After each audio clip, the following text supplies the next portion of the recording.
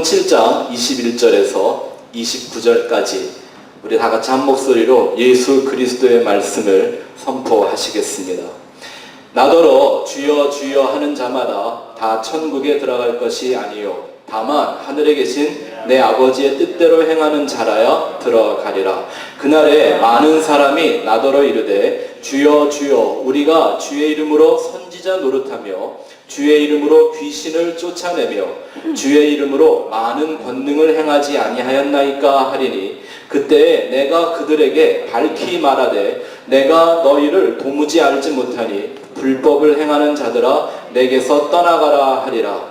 그러므로 누구든지 나의 이 말을 듣고 행하는 자는 그 집을 반석 위에 지은 지혜로운 사람 같으리니 비가 내리고 창수가 나고 바람이 불어 그 집에 부딪히되 무너지지 아니하나니 이는 주추를 반석 위에 놓은 까닭이요 나의 이 말을 듣고 행하지 아니하는 자는 그 집을 모래 위에 지은 어리석은 사람 같으리니 비가 내리고 창수가 나고 바람이 불어 그 집에 부딪힘에 무너져 그 무너짐이 심하니라. 예수께서 이 말씀을 마치심에 무리들이 그의 가르치심에 놀라니 이는 그 가르치시는 것이 권위 있는 자와 같고 그들의 서기관들과 같지 아니함일러라.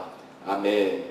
성경은 말씀하기를 이 하나님의 말씀을 들여다볼 때마다 글자를 보는 게 아니라 마치 거울과 같이 말씀에 의하여 내 모습이 어떤가를 볼 수 있는 영혼들이 복이 있다고 했습니다. 마치 이런 말씀 앞에 설 때마다 우리는 병원에 가서 온몸의 종합검진을 한번 하듯이 과연 내 신앙이 이 진리의 말씀 위에 세워져 가고 있는지를 스스로 시험하고 점검하는 시간을 가져야만 합니다.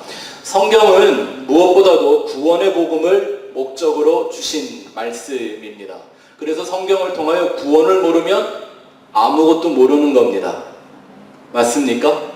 근데 성경을 통해서 많은 좋은 교훈들을 얻을 수가 있습니다. 많은 철학들도 얻을 수가 있습니다. 그러나 성경을 통해 구원을 알지 못한다면 그는 아무것도 모르는 거나 다름이 없습니다. 이 예수님의 말씀, 이 비유 가운데 천국 문 앞에서 예수님에게 문전박대를 받던 이 사람들의 특징이 무엇입니까? 자신들이 왜 천국 문을 들어가지를 못하는 줄을 그 이유를 알지조차 못하더라는 거예요. 왜였을까요? 그러면 그들은 구원의 길이 어떤 거라는 걸 알았던 사람들입니까? 몰랐던 사람들입니까? 근데 그런 사람들이 선지자 노릇했대요. 주여 주여 하면서. 무슨 말이냐면 남을 가르쳤다는 얘기죠. 도대체 뭘 알고 뭘 가르쳤다는 얘기일까요? 그런 사람들이 주의 이름을 부르며 귀신도 쫓아내고 병도 고쳤대요. 그건 도대체 그들이 불렀던 주의 이름이 뭐라는 얘기인가요? 누군지를 알고 불렀다는 얘기인가요? 모르고 불렀다는 얘기일까요? 몰랐다는 얘기잖아요. 근데 이 사람들이 또 열심히 가르쳤대요. 그러면 그들에게 열심히 배운 사람들은 또 어떻게 될까요? 이 심각한 말씀이지 않습니까? 도대체 뭘 알고 가르쳤고 뭘 알려고 배웠는데 그들이 막상 천국 문 앞에서는 예수님에게 문전박대를 당하며 거절을 당할 것인가? 자, 오늘 말씀에 아주 그 내용들이 자세히 담겨져 있습니다. 지난주에 제가 말씀을 드리기를 아무리 뛰어난 목회자라 할지라도 한 영혼이 온전한 하나님의 구원을 완성하는 삶 속에 들어가 있는지 아닌지는 알 수 없다고 했습니다. 구원은 하나님만이 하시는 거고 하나님만이 아실 일이죠. 그러나 목회자들이 해야 되는 일은 뭐냐 하면 그 참된 구원에 이르는 이들의 어떤 영적인 상태와 구원에 대한 자세가 어떠한지를 우리는 계속 성경을 통하여 발견할 수는 있습니다. 그 영혼이 과연 구원의 진리가 제시하는 그 내용과 그 방향을 향하여 가고 있는지는 말씀에 비추어 보면 알 수 있다라는 거죠. 오늘 본문이 그것을 점검하는 그 내용들을 우리에게 말씀해 주고 있습니다. 여러분들이 이미 다 잘 알고 있는 그런 내용일 건데요. 반석 위에 세운 집, 모래 위에 세운 집이라는 이 비유가 있습니다. 근데 예수님이 지금 하시는 말씀의 목적은 집도 집이지만 그 집이 무엇인지를 알아 그 집을 반석 위에 세우는 지혜로운 사람. 그런데 그 집이 뭔지를 몰라 모래 위에 세우는 미련한 사람. 이것을 지금 구별하기 위해 주시는 말씀이죠. 근데 안타깝게도 이런 성경 말씀을 우리가 어려서 들었던 동화와 자꾸 혼동하는 분들이 많이 계세요. 늑대와 아기 돼지 삼형제 얘기 다 아시죠? 예? 아기 돼지 삼형제가 집을 짓는데 하나는 지푸레기로, 하나는 나무로, 하나는 벽돌로 집을 져요. 늑대가 잡아먹으러 왔는데 지푸레기를 지은 집을 훅 불었더니 무슨 늑대가 무슨 중국 무술을 했나봐요. 불었다고 집이 다 날아가요. 예. 그 집이 날아가면 어디로 도망을 가요? 나무로 진 자기 형제 집으로 가는데 늑대가 와서는 바람으로 그 집도, 나무 집도 날려버리네요. 근데 어느 집은 멀쩡해요? 벽돌로 지은 집. 지금 이런 내용과 이 반석 위에 지은 집에 대한 비유를 혼동하는 사람들이 참 많다는 걸 제가 목회하는 현장에서 누누이 발견합니다. 그냥 그런 정도의 교훈으로 갖고 있는 사람들이 너무 많더라는 거죠. 그럼 굳이 성경이 이게 필요한가요? 예수님이 이런 정도 얘기하려고 세상에 오셔서 십자가에 달려 죽으셨을까요? 그런 거 아니겠죠. 이 기복주의나 형통주의에 빠져있는 종교인들이 세상의 성공을 위한 기초 다지기에 아주 많이 인용하는 구절이죠. 집을 짓는다는 것을 고작 자기의 목적을 이루는 어떤 성공과 형통으로 비유하면서 이 말씀을 기초가 좋아야 된다는 말을 얼마나 많이 써먹었는지 예수를 안 믿는 세상조차 이 말에 귀를 기울여 잘 듣고 귀하게 여기는 교훈이 되어버렸습니다. 아니 그 교훈은 맞아요. 뭐든지 기초가 중요한 거 아니겠습니까? 집을 잘 지으려면 기초가 튼튼해야죠. 근데 예수님이 말씀하신 뜻은 그게 아니라는 거죠. 예수님이 어떤 인생들이 원하는 성공이나 형통의 기초가 되기 위하여 십자가에 달려 죽으신 것일까요? 그게 아닌데 말입니다. 또 이런 해석들도 많이 합니다. 나름 복음적인 설교를 하겠다고 하는 이들도 여기서의 우리가 지어야 되는 집을 내 집으로 생각해서 내 가족들을 어떻게든지 예수 믿는 가정으로 예수라는 반석 위에 잘 세워야 된다라고 얘기를 합니다. 그래서 그런 말씀을 들은 사람들이 열심히 가족들을 전도해서 별 문제 없이 거부감 없이 교회를 잘 다니고 있으면 내 가정은 예수라는 반석 위에 세워진 가정처럼 여기는 일들이 참 많습니다. 물론 그것이 예수를 믿고 구원을 향하여 나아가는 길의 시작이기 때문에 그나마도 굉장히 감사한 일이죠. 없어서는 안 되는 과정이지만 그렇게만 보기는 내용이 부족하죠. 거기서 멈추면 안 됩니다. 왜냐하면 여기서 말씀하는 이 집은 엄밀한 의미에서 내 집을 만드는 얘기가 아니라 누구의 집? 내가 하나님의 집이 되어가는 말씀을 하고 있는 거기 때문입니다. 다시 말씀을 드릴게요. 이건 내 집을 만들자는 말씀이 아니라 나를 하나님의 집으로 바꿔드려야 한다라는 얘기를 하고 있는 내용이기 때문입니다. 자, 그렇다면 이 말씀들을 통해서 정말 구원을 얻는 지혜로운 사람은 누군가를 한번 살펴봐야 되는데 이 말씀은 사실 산상수훈의 전체의 결론이면서도 직접적으로는 우리가 3주 전부터 보았던 좁은 문으로 들어가라. 좁고 협착한 생명의 길. 어떤 사람들이 과연 그 천국으로 들어가나 또 오늘 본문의 21절에 보면 아버지의 뜻대로 행하는 자, 또 내 말을 듣고 행하는 자. 이 얘기를 예수님은 지금 반석 위에 집을 짓는 자라고 말씀하고 있습니다. 근데 여기서 아버지의 뜻대로 행하는 것, 예수님의 말을 듣고 행하는 것, 여기서 이 행함이라는 게 도대체 그럼 어떤 행위를 말하는 걸까요? 예수님 말씀하시기를 주여 주여 해도 안 된다 그랬고요. 선지자 노릇, 성경을 잘 배워 가르치는 것도 안 된다 그랬고, 예수님 이름을 부르면서 이런 거겠죠. 나사렛 예수 이름으로 명하노니 다 떠나가라고 소리를 지르고 병 고쳐주고 한 것도 안 된대요. 어찌 보면 오늘날 기독교나 이 개신교의 교회들이 가장 무슨 영성의 최고의 위치로 놓고 있는 이런 행위들인데 이걸로 안 된다면 도대체 어떤 행위로 된다는 거죠? 그 행위의 내용이 뭐냐면 반석 위에 집을 짓는 행위를 말하는 거예요. 그러니까 이 내용이 뭔가를 우리가 정확하게 봐야 하겠죠. 우리는 마침 지난 목요일에 출애굽기 40장 말씀을 통해서 왜 하나님의 임재를 경험하고 그 영광이 구름 속에 나타난 것을 보며 매일 같이 살았던 사람들이 약속의 땅에 들어가질 못했는가를 살펴보았습니다. 히브리서 6장의 말씀에 보니까 회개하고 세례받고 말씀 가르치고 성령을 체험하는 이런 따위의 그리스도의 초보를 떠나서 완전한 대로 나아가라고 하는 그 말씀의 의미가 뭔 줄이 한번 살펴봤기 때문에 좀 이해가 될 겁니다. 이런 행위들도 안 된다면 교회를 떠나란 얘기인가요, 도대체? 이런 행위가 다 안 된다면 도대체 우리가 모여서 해야 되는 진짜 천국에 들어가는 그 행위가 뭔가요? 그게 반석 위에 집을 짓는 거랍니다.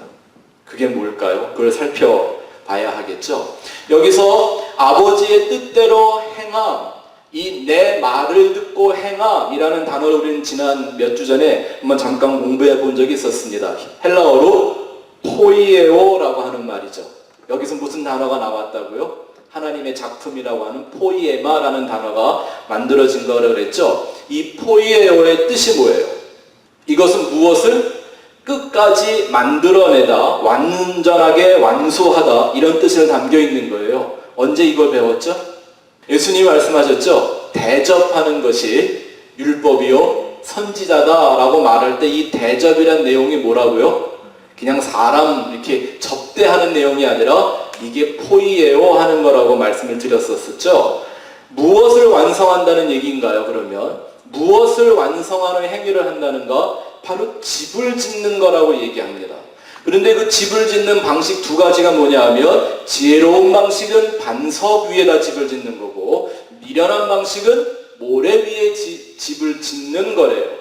이 집을 짓는다라는 게 왜 예수님이 이 산상수훈의 결론으로 말씀을 하는가? 이건 그냥 튀어난 비유가 아닙니다.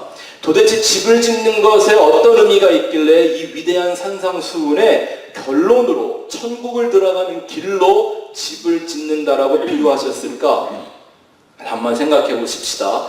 성경은 사실 처음부터 집 짓는 얘기로 시작해서 집을 완성하는 얘기로 끝나는 게 성경입니다. 또 성경은 집이라는 걸 얘기할 때 그것을 구원이요 천국의 의미로 내포하고 있으며 또한 그 성경이 말하는 하나님이 말하는 그 집은 하나님과의 영적인 동행과 연합을 목적으로 하는 진리를 담고 있는 내용으로 말합니다. 그게 성경이 말하는 집이에요. 여러분 성경의 첫 글자와 끝 글자가 뭐죠? 태멘 이렇게 하죠. 이건 내 한국말 성경이요.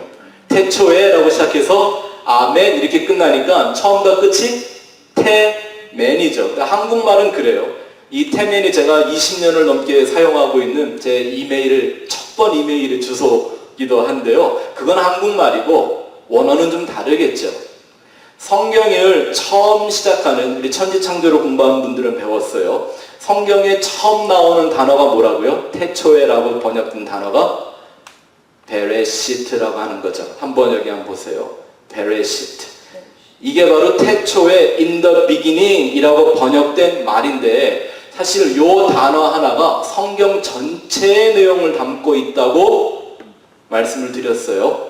이 성경을 처음 시작하는 히브리어 베레시트의 첫 글자가 베트라는 단어예요. 이 단어의 뜻이 뭐냐 하면 장막, 집 이런 말이에요. 장막 혹은 집. 근데 성경에서 하나님이 집이라고 말하면 하나님의 집은 뭘 상징하는 거죠? 성전을 상징하죠. 그래서 이 베트라는 단어는 언제나 하나님의 집, 하나님의 성전 이거를 뜻하고 있는 말입니다. 그래서 성경에 이게 첫 글자예요. 뭐로 시작해요? 집으로 시작을 하는 거예요. 그러니까 천지 창조는 뭐 하는 거예요? 하나님이 집 짓기 시작하시는 거예요. 누구의 집? 누구의 집? 왜? 아니 내 집 짓는 거 아니고 누구의 집? 하나님의 집을 짓는 거란 말입니다.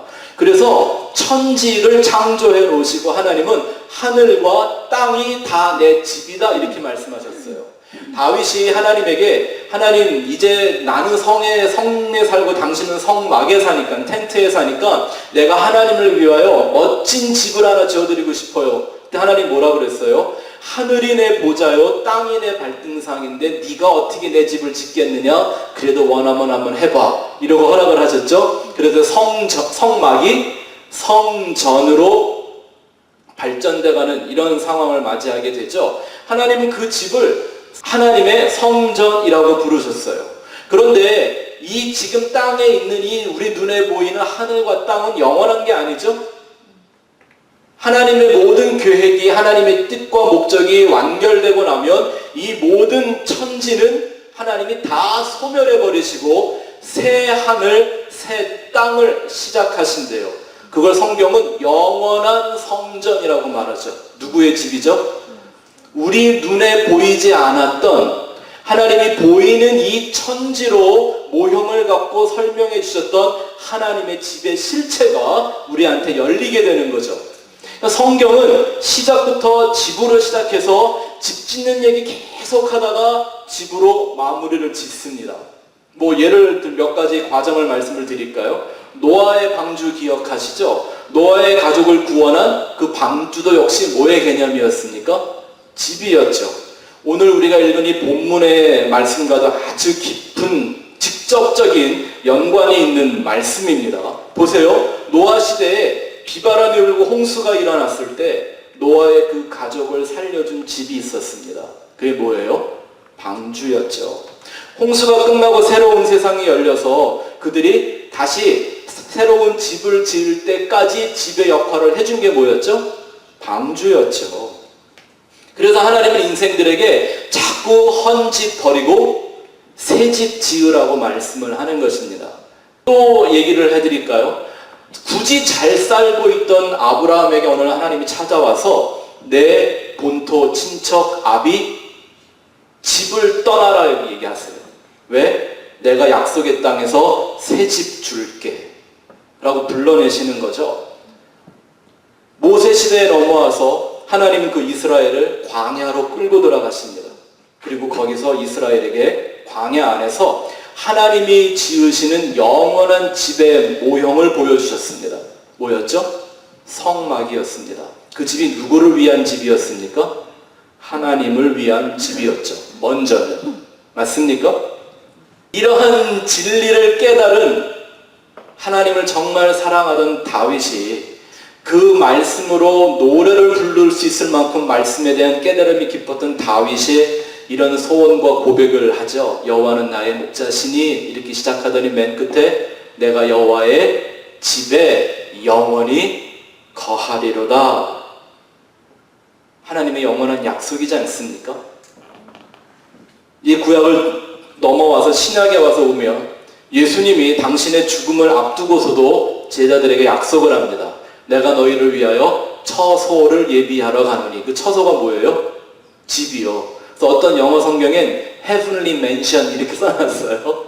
번역을. 집이에요, 집. 네. 그래서 예수님 말씀하시기를 그 집을 다 지으면 내가 너희를 데리러 와서 내가 있는 그 집에 너희도 있게 해주겠다라고 말씀하셨어요. 근데 그 집은 어디 저 안드로메다에 짓고 있는 그런 집이 아니라 예수와 성도가 하나님의 은혜 안에서 연합된 상태를 말하는 거죠. 신랑이신 예수와 신부이신 성도가 하나 된 상태를 바로 그 집이라고 얘기하는 거예요. 이걸 깨달은 사도들은 계속 이 얘기, 신약 성경에서 계속 이 얘기합니다.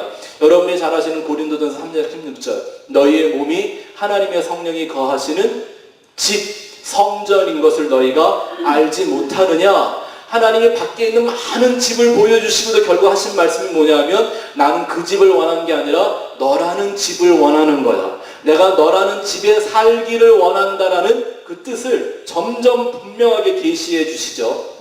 그래서 제가 교회 그러면 제일 좋아하는 말씀이 에베소서 2장 21절 22절 우리 주보에 써있는 말씀입니다. 한번 같이 읽어볼까요?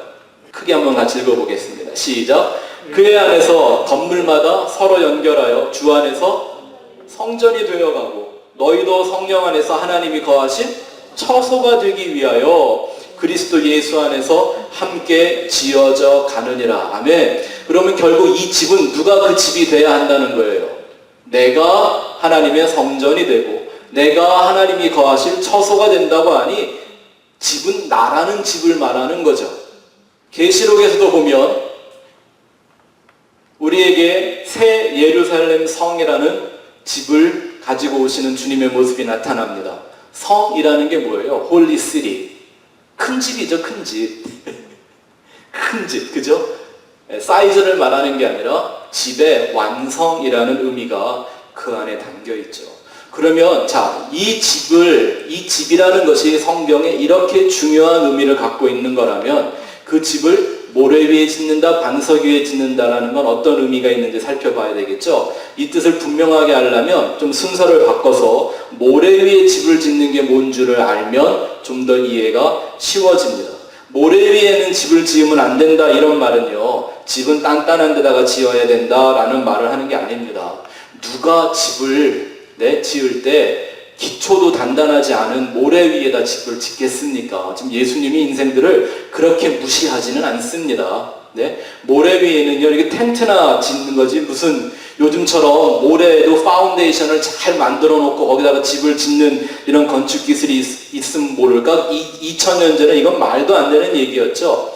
말씀을 잘 보면 예수님이 설명하시는 모래 위에 집을 지으면 안 되는 이유가 뭐냐면 땅의 기초의 문제가 아니에요. 기초가 약해서 거기다가 지으면 무너지게 된다, 기울게 된다 이런 얘기를 하시는 게 아니라 뭐가 오면 비바람이 불고 홍수가 나면, 창수가 나면 다 무너져 버린다. 그러니까 이건 기초의 문제가 아니고 뭐를 견디지 못한다는 거예요. 외부에서 오는 비바람, 홍수에 비유된 하나님의 심판을 견디지 못한다라는 얘기를 하고 있는 거죠.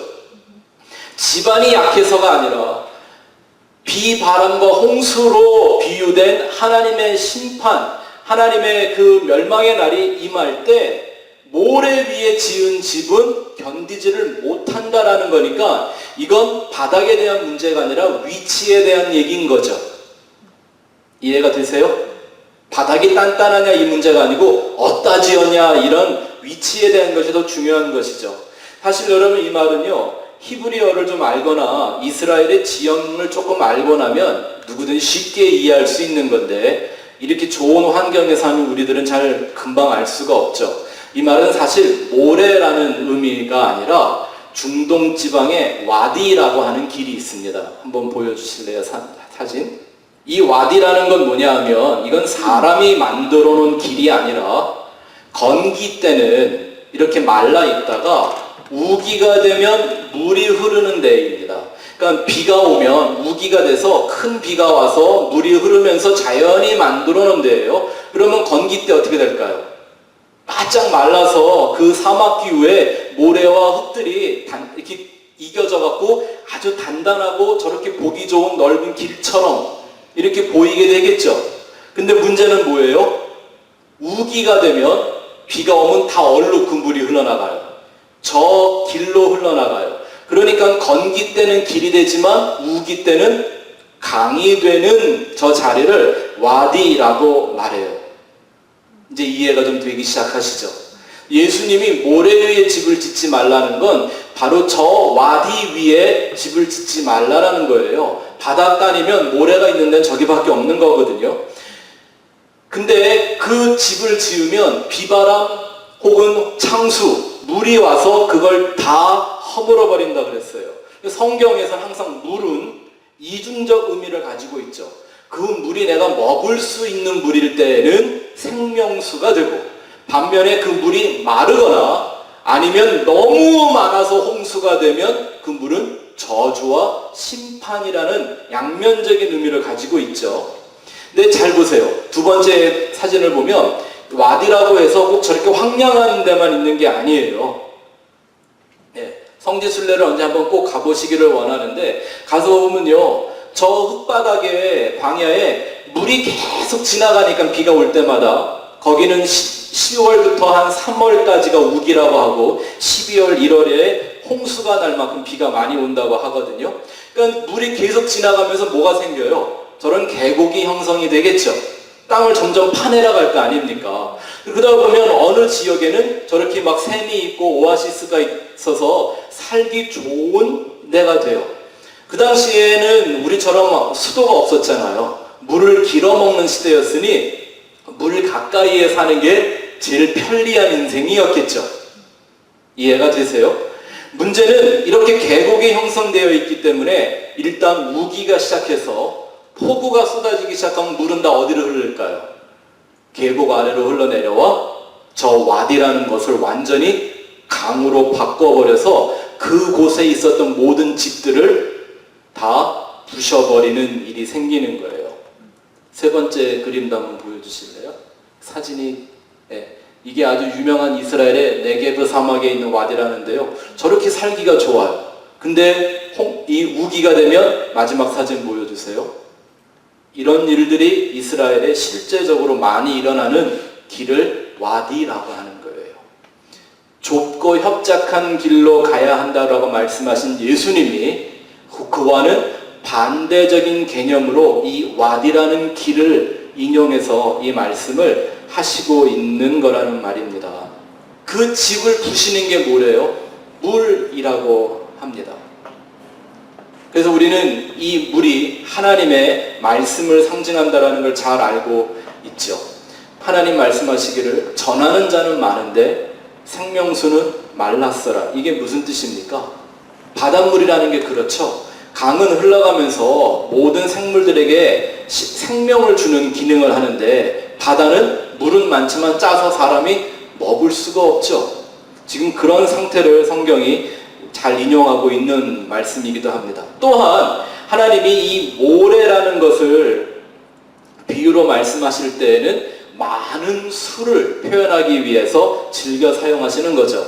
하나님이 아브라함에게 후손을 주시겠다고 약속할 때 뭐라고 하셨어요? 하늘의 별과 바다의 모래. 그래서 그 중동 지방의 사람들에게는요, 많다 그러면 최고의 개념이 뭐예요? 하늘의 별만큼, 땅의 모래만큼이라는 거예요.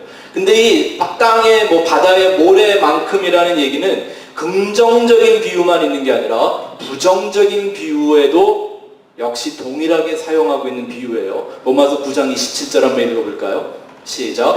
또 이사야가 이스라엘에 관하여 외치되 이스라엘 자손들의 수가 비록 바다의 모래 같을지라도 남은 자만 구원을 받으리니. 아멘. 만약에 이 구절이 바다의 모래 같아서 다 구원받을 거다 이랬으면 얼마나 좋겠어요. 근데 바다의 모래같이 많을지라도 남은 자만, 우리가 그 남은 자는 누군지 이미 한번 잘 배웠습니다. 그 남은 자만 구원을 받는다. 그러니 여기서 나오는 이 많은 수는 긍정적인 수예요? 부정적인 수예요? 부정적인 수를 말하는 거죠. 여기서 이 모래가 의미하는 게 바로 뭐냐 하면 예수님이 말씀하신 성도들이 들어가야 되는 좁은 문과 좁고 협착한 생명의 길의 대조적인 반대적인 개념이라고 하는 거겠죠. 그럼 이렇게 보면 간단하겠네요. 예수님 말씀하시기를 그 생명의 길은 좁고 협착해서 찾는 사람이 적다고 하셨는데, 그러면 이 모래라는 게 상징하는 건 반대로 많은 사람이 따라가는 넓고 편한 길이 되겠죠. 그러나 결국은 멸망의 길이 되는 어떤 것을 설명하기 위해서 모래 위에 집을 짓는다고 말씀을 하시는 거죠. 말씀드린 것처럼 비, 바람, 홍수, 이것은 하나님의 심판을 의미합니다. 이게 언제 나타났어요? 노아의 홍수 때 나타났죠. 사람들이 아주 자기 힘과 열심을 다해 지었지만 막상 하나님의 심판이 임하면 그 심판을 견딜 수 없는 것들을 말씀하시는 거죠. 크게 두 가지를 여러분 마음에 심어두면 좋을 게, 하나는 인본주의적인 종교를 말하는 것이고 또 하나는 그릇된 율법주의를 말하는 것입니다. 지금 예수님이 말씀을 하는 대상들이 그들이기 때문인 거죠. 인본주의적인 종교라는 게 뭡니까? 쉽게 말하면 이런 거죠. By the people, people, for the people, with the people. 사람을 위해서, 사람에 의한, 사람을 통한 이런 종교를 말하는 겁니다. 여러분, 우리가 이제 천지창조 다 배워가고 있는데 혹시 아직도 이 세상이 나를 위하여 창조되고 나 중심적으로 돌아가는 세상이라고 생각하는 분들은 안 계시겠죠? 그렇게 이 세상에서 종교 생활하는 이들이 참 많습니다. 비록 교회에 다니고 주여 주여 하지만 그들은 결코 집을 지어서는 안 될 곳에 집을 지은 이들이라고 성경이 말씀해주고 있는 것입니다. 또 자기 행위로 인정받을 줄 알고 생각하는 이들, 이 그릇된 율법주의도 마찬가지입니다. 우리가 늘 공부하는 거지만 인간의 의가 만들어내는 율법에 의한 행위는 아무리 노력해도 결코 완전해질 수가 없는 것이지 않습니까? 우리가 뭐 하나를 완전하게 해볼 수 있습니까? 여러분, 예배 한 번을 완전하게 드려본 적이 있으십니까? 정말? 1분 1초의 시간도 허비하지 않으면서, 딴 생각하지 않으면서. 혹시 여러분 완전한 헌금을 드려봤습니까? 이게 되나요, 인간에게? 안 되죠. 그런 행위들은 내가 할 때는 나를 드러내고 나 스스로를 칭찬해 줄 수 있는 행위하는 조건들이 될 수는 있지만 막상 하나님의 심판이 임하면 그 심판은 견딜 수 없는 것들이 되고 맙니다.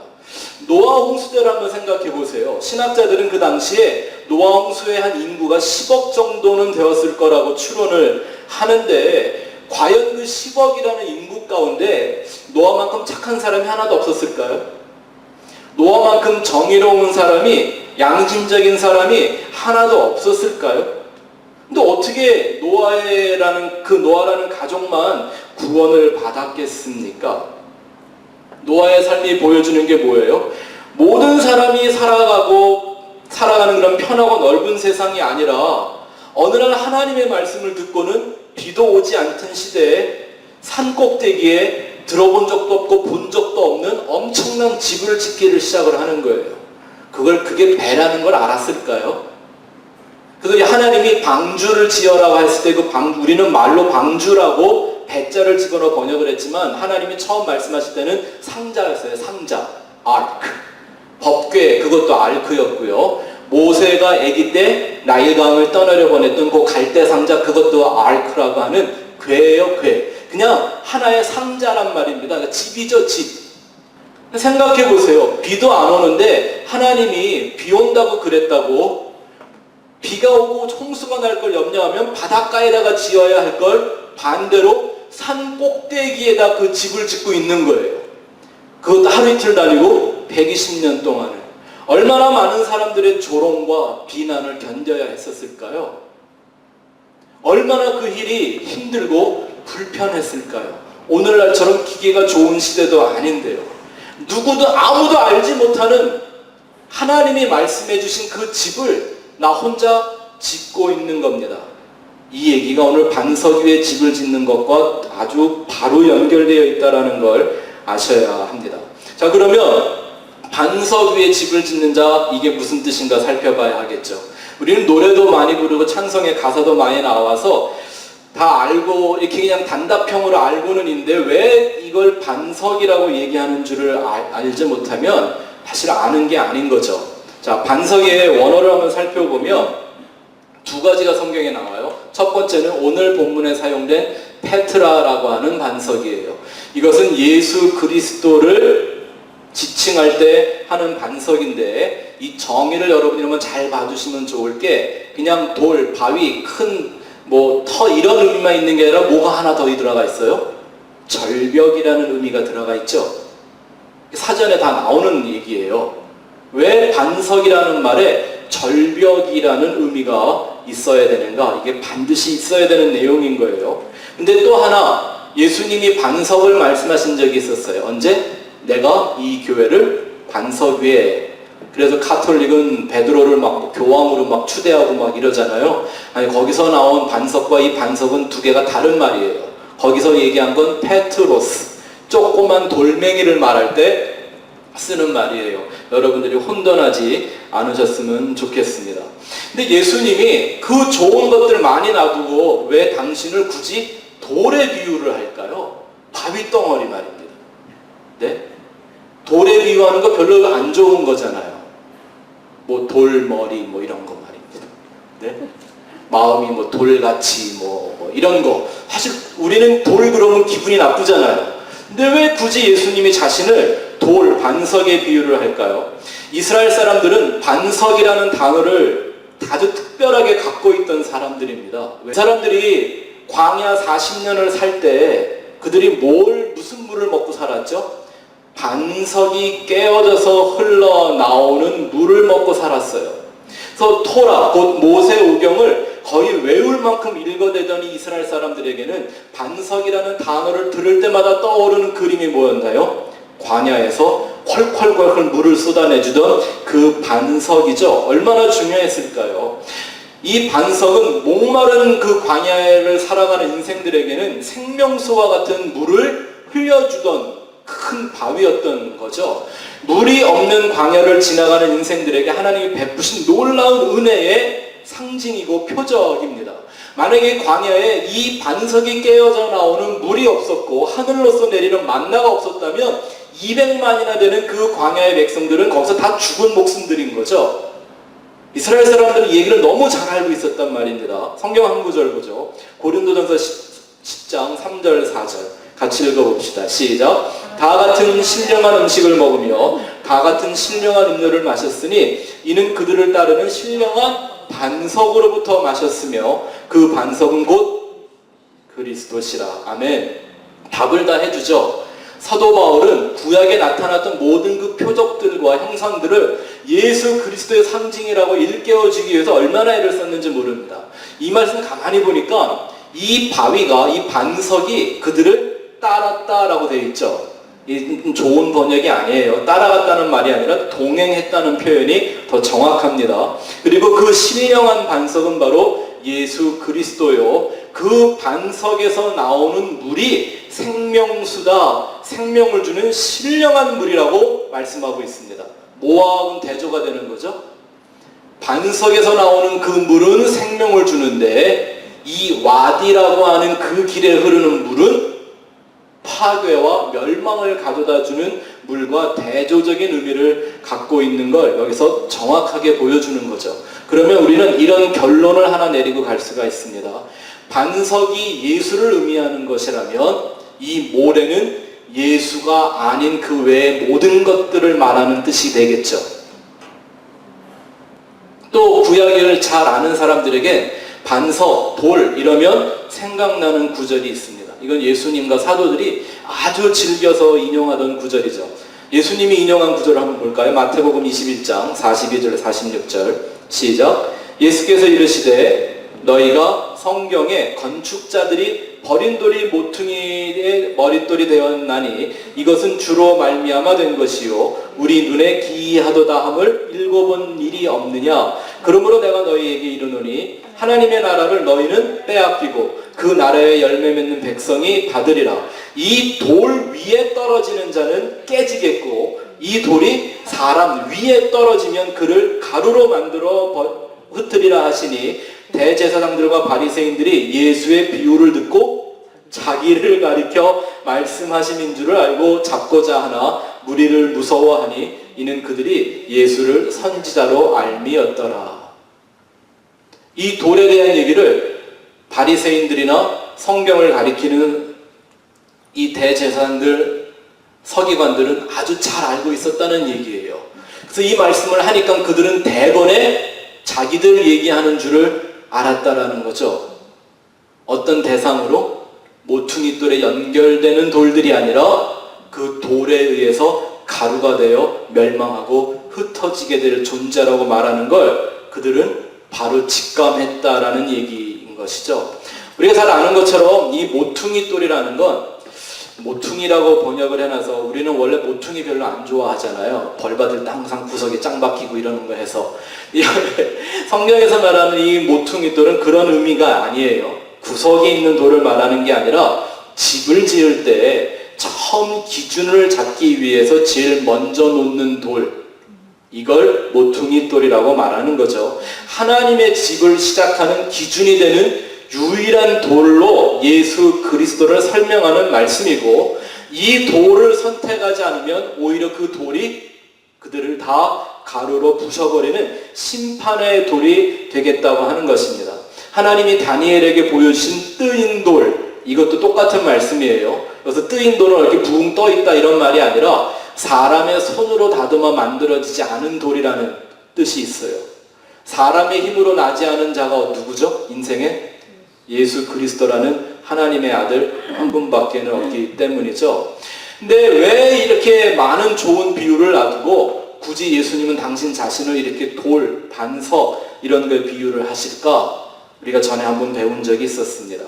돌이라는 말이 히브리어로 에벤이라고 하는 말인데, 이 단어는 히브리 말에 아버지라고 하는 아브라는 말과 아들이라고 하는 벤이라는 단어를 합쳐놓은 단어예요. 그래서 에벤이 되는 거거든요. 그럼 무슨 말이에요? 아버지와 아들이 하나가 되면 돌이다 라는 말이에요. 아브와 벤이 만나면 에벤이 되는 것이죠. 예수님이 이런 말씀을 늘 많이 하세요. 나와 아버지는 하나이다.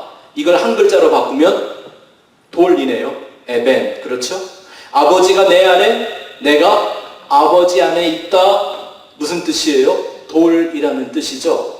말 속에 이런 뜻들이 담겨 있단 말입니다. 이런 말들을 의미를 모르면 이게 그냥 멋있는 비유처럼 들릴지 모르겠지만, 적어도 하나님 아버지와 아들 예수에게는 이게 비유가 아니라 영적인 실제이죠. 여러분, 이거 되게 중요한 건데 잘 기억하세요. 이게 우리가 의미를 모를 때 들을 때는 비유로 들리지만, 그 의미가 뭔지를 가르쳐 주시는 아버지 하나님과 아들 예수님에게는 이 돌이라는 개념은 영적인 실제라는 것입니다.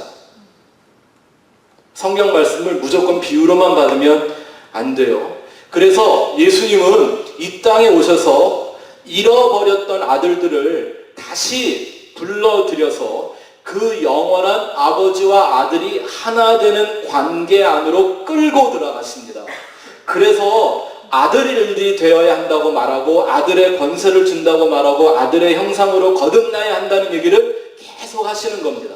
뭐만 하나가 될 수 있기 때문에, 아들을 위하여 아버지와 하나가 돼서 돌이 되니까. 성도는 어떤 존재입니까? 그 예수 그리스도의 피를 믿음으로 양자의 영을 받아서 예수와 같은 아들이 되어 아버지와 하나가 되는 거예요. 그러면 예수님만 그 돌, 에벤, 모퉁이 돌이 아니라 성도도 뭐예요? 성도도 돌입니다. 우리 옆에 사람한테 빨리 말씀해 주세요. 당신은 하나님의 돌입니다. 오해하지 마세요. 전 절대 여러분의 머리가 돌이라고 안 그랬어요. 이게 제 얘기가 아니에요. 자, 성경에 나옵니다. 베드로전서 2장 4절 5절 말씀 같이 읽어보겠습니다. 시작. 사람에게는 버림바가 되었으나 하나님께는 택하심을 입은 보배로운 산돌이신 예수에게 나와 너희도 산돌같이 신령한 집으로 세워지고 예수 그리스도로 말미암아 하나님이 기쁘게 받으실 신령한 제사를 드릴 거룩한 제사장이 될지니라. 아멘. 성경에 해석이 다 나와 있죠. 그래서 성경은 꼭 성경으로만 풀어야 한다는 거예요. 우리 출애굽기를 배울 때 성막에 짓는 마지막 과정이 뭐였습니까? 제사장들이 입는 에봇을 만드는 거죠. 그 에봇은 어떻게 해요? 양쪽 어깨에다가 귀한 돌 보석 12개를, 가슴에다가 귀한 돌 보석 12개를 달고 들어가죠. 그 돌들이 의미하는 게 뭐라 그랬어요? 완전한 하나님의 아들들에 대한 얘기라고 했죠. 이걸 깨닫고 사도 베드로는 예수님이 바로 The Living Stone, 생명을 주는 참 돌이신 것처럼 너희도 그와 함께 산 돌이 되어 하나님의 사실 신령한 집이 되어야 된다라고 다 설명을 해주고 있잖아요. 이렇게 성도들에게 산돌이 되어야 된다고 전하는 베드로가 그 후에 보면 예수님과 동일한 경보를 또한 줍니다. 베드로전서 2장 6절부터 8절 읽어보죠. 시작. 경에 기록되었을 때 보라 택한 보배롭고 요긴한 모퉁이 돌을 시온에 두노니 저를 믿는 자는 부끄러움을 당치 아니하리라 하였으니 그러므로 믿는 너희에게는 보배이나 믿지 아니하는 자에게는 건축자들의 버린 그 돌이 모퉁이의 머릿돌이 되고 또 부딪히는 돌과 거치는 반석이 되었다 하니라. 저희가 말씀을 순종치 아니함으로 넘어지나니 이는 저희를 이렇게 정하신 것이라. 아멘. 저희가 좁고 협착한 길에 대한 말씀을 공부할 때 그 길이 왜 좁아지고 왜 협착한 거라고 그랬죠? 무엇 때문에? 누구 때문에? 예수님 때문에. 여기 나오네요. 왜 그 길이 그들이 가는 길에 거치는 반석이 되고 부딪히는 돌이 되는지 누가 그걸 하신대요? 예수님이 거치는 돌이고 부딪히는 반석이래요. 잘못하면 사람들을 걸려 넘어지게 만드는 돌이 되신다라는 거죠. 왜냐하면 구원이라는 건 구별하는 것이지 무조건 데려다가 천국에 집어넣는 얘기를 하는 게 아니기 때문입니다. 또 제가 반석이라는 이 말의 의미를 설명할 때 바위 혹은 돌 이런 뜻만 있는 게 아니라 벼랑 혹은 절벽, 영어로 하면 클리프죠. 이런 뜻을 동시에 가졌다고 말씀을 드린 이유가 뭔지 아십니까? 재밌는 게 제가 이 말씀을 연구하다가 정말 이 말씀을 문자 그대로 받아들이고서는 이 집을 그대로 지어놓은 독일계 유태인 건축자들이 지은 집을 하나 봤습니다. 이런 집입니다. 사진 보여주세요. 돌로 된 벼랑에다가 저렇게 집을 진짜 지었어요. 집 되게 좋아요. 3층인데 맨 위층은 인피니트 포 수영장이 있고요. 2층에 거실이 있고요. 3층에 침실이 있는 아주 멋진 집을 저렇게 전하는데 이게 딱 성경이 말하는 반석 위에 지은 집을 정확하게 묘사한 문자적으로. 근데 저 뜻 아니죠. 네. 성경을 제대로 봐야지 모르면 저런 짓을 한다니까요. 네. 그렇다면 한번 생각해 봅시다. 왜 반석 위에 집을 짓는 것이 이 예수라는 반석 위에 집을 짓는 것이 아버지 하나님의 뜻을 행하는 것이고 좁은 문으로 들어가는 것이고 그게 좁고 협착한 생명의 길을 가는 것인지 이제 결론을 말할 수가 있겠죠. 보세요. 와디가 아니라 이 바위로 된 절벽 위에 집을 짓는다는 것이 이 시대에 쉬운 일이었겠습니까? 우리 생각에는 집 짓는 건데 그냥 고작 한번 짓느라고 고생하면 될 일이지 라고 생각을 할지 모르겠지만 그 위에 사는 건 쉬울까요? 말씀드리지만 지금처럼 상하수도 시설이 잘 돼 있어서 수도꼭지만 틀면 물 나오는 이런 시대가 아니란 말입니다. 그러니까 저렇게 절벽 위에 반석 위에 살게 되면 그 와디에 일어나는 홍수를 피해서 살려고 하면 저 남들은 별로 살고 싶어 하지 않은 저 절벽 위에다가 집을 져놓고 매일 물을 길러 다녀야 돼. 그러면 야 너 그렇게 뭘 고생을 하냐, 그러다 집 져놓고 비 오면 또 나갔다 들어왔다 하면 되지, 이러고 타협하며 살아가는 그 사람들이 볼 때 이 사람은 지혜로운 사람, 미련한 사람, 미련한 사람이죠. 근데 하나님은, 예수님은 그들을 지혜로운 사람이라고 얘기합니다. 와디에 사는 사람들의 눈에 볼 때는 미련해 보일 수밖에 없는 그 인생의 과정을 통과하는 성도의 삶이라는 것, 그게 바로 반석 위에 집을 짓는 것이요, 좁은 문으로 들어가는 것이요, 좁고 협착한 길로 가는 것입니다. 이게 어떤 마음이 없이는 안 될까요? 오늘이라도 비가 오고 홍수가 일어나면 나는 여기서 살겠다고 하는 그 마음이 있어야만 하루하루를 심판을 준비하는 심정으로 온전한 참된 구원을 바라보는 소망이 없이는 이 사람들의 비난과 조롱을 그냥 견뎌낼 수가 없는 힘든 영적 싸움을 말하는 거겠죠. 하나님이 말씀하신 그 길을 가기 위하여 지속적인 자기 부인이 없이는 저 절벽 위에 바위 위에 집을 짓고 사는 게 너무나 힘든 인생이란 말입니다. 비바람이 불고 홍수가 나서 모든 게 다 무너진다라고 얘기하면 유태인들은 바로 연상하는 그림이 뭐였을까요? 노아의 홍수죠. 이 노아의 홍수가 일어나기 전에 노아가 어떻게 120년 동안 한결같이 그 방주를 지었겠습니까? 그것도 방주를 바닷가에 짓는 것도 아니고 산 꼭대기에 지으라고요. 이게 지금 연결이 되죠? 절벽 위에 그 반석의 집을 짓는 것과 바다의 물가에 있어야 될 배를 산 꼭대기에 집을 짓는 이 그림이 지금 연결이 되세요? 그래야 주님의 마음을 분명히 이해할 수가 있는 겁니다. 그러면 이렇게 반석 위에 집을 짓는 좁고 협착한 길을 걸어가는 그 성도들의 삶 속에선 어떤 증거가 나타날까? 두 가지만 말씀을 드리고 말씀을 정리할까 합니다. 성경이 이 집을 설명하기 위하여 비유하는 한 가지가 있죠. 양의 우리입니다. 플락. 그죠?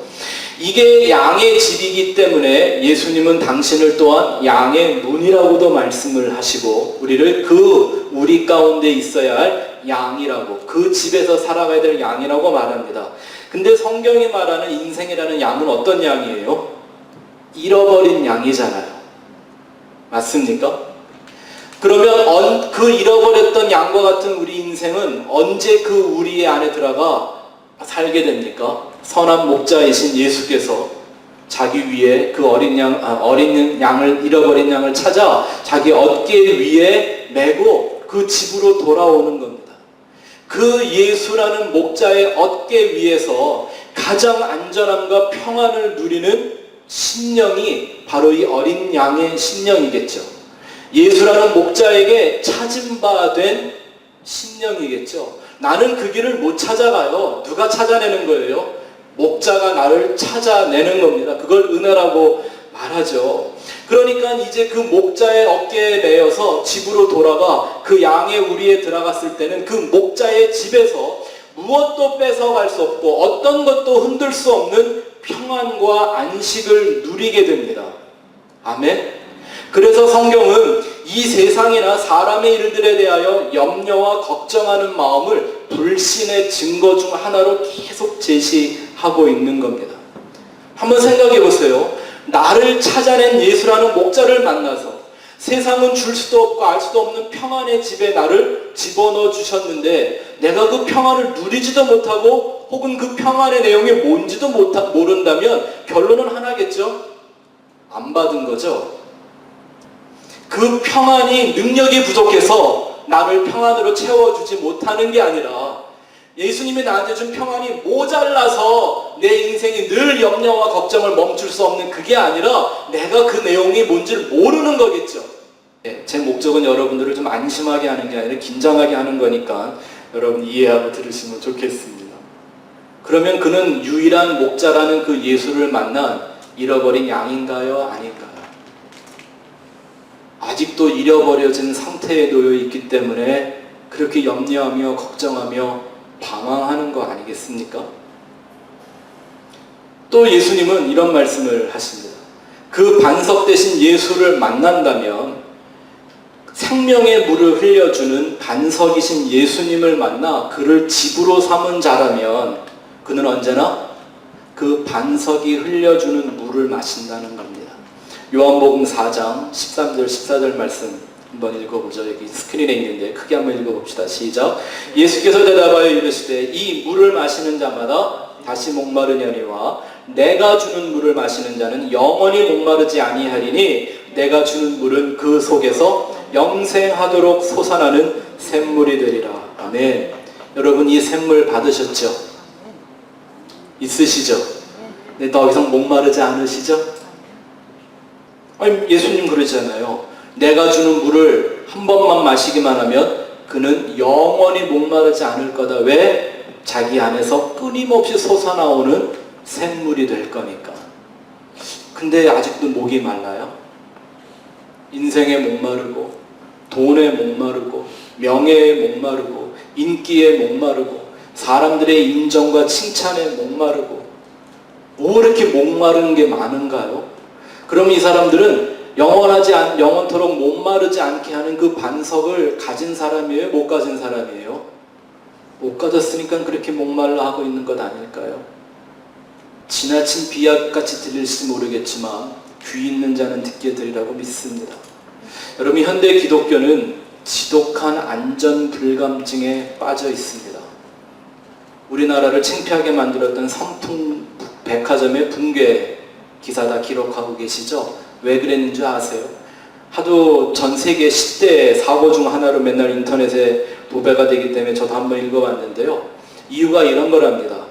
원래는 아파트로 지으려고 하다가 돈 되는 줄 알고 백화점으로 바꾸는 과정 속에서 백화점으로 장식을 하려고 그 기둥들을 조금씩 깎아냈다고 합니다. 근데 문제는 그냥 튼튼한 기둥이었으면 그나마 괜찮았을 텐데 시멘트와 모래의 비율도 제대로 맞춰주지 않은 기둥이었고요.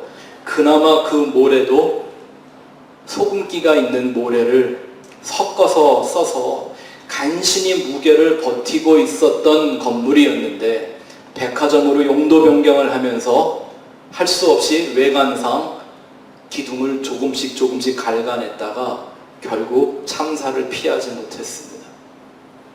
오늘날 교회의 모습을 말하고 있는 것 같지 않나요? 하나님은 구원의 하나님이십니다. 근데 구원이란 단순히 살려준다는 의미만 있는 게 아닙니다. 그건 구원에 대하여 가장 소극적이고 아주 저급한 이해입니다. 하나님의 구원엔 반드시 구별이 있습니다. 하나님은 구원하고 싶어서 안달이 나 있는 어떤 할아버지가 아닙니다. 여러분, 구원은 나에게 필요한 거지 하나님에게 필요한 게 아닙니다. 마치 하나님이 날 구원하지 않으면 큰 손해로도 보실 것처럼 착각하는 이들은 결코 그 구별의 문을 통과할 수 없을 겁니다. 이 세상은 어떻게 선한 하나님, 사랑의 하나님이라는 존재가 지옥이라는 걸 만들어 놓고 사람들을 그렇게 지옥에 보낼 수 있냐고 맹비난을 합니다. 사랑의 하나님이 자비와 용서로 좀 적당히 봐주면 되지. 만약에 누군가 하나님의 용서와 자비를 이 정도 수준으로 생각한다면 그는 멸망받을 세상의 죄인들과 다를 것이 하나도 없는 겁니다. 내가 교회를 출입하고 있다는 이유 하나로 천국에 갈 거라고 생각하면 정말 큰 오산입니다. 예수님은 좁은 문으로 들어가라고 하셨고 좁고 협착한 길로 가라고 하셨으며 반석 위에 집을 짓는 자가 되어야 한다고 하셨습니다. 저는 여러분들 안에 이 반석 대신 예수 그리스도의 증거가 날마다 더욱더 뚜렷해지기를 바라며 여러분 한 분 한 분이 하나님의 영원한 집으로 만들어져가는 그 증거들이, 그 열매들이 여러분의 삶 속에서, 여러분의 심령 속에서 날마다 드러나기를 주의 이름으로 축원합니다. 그것만이 구원의 유일한 열매요 증거들이기 때문입니다.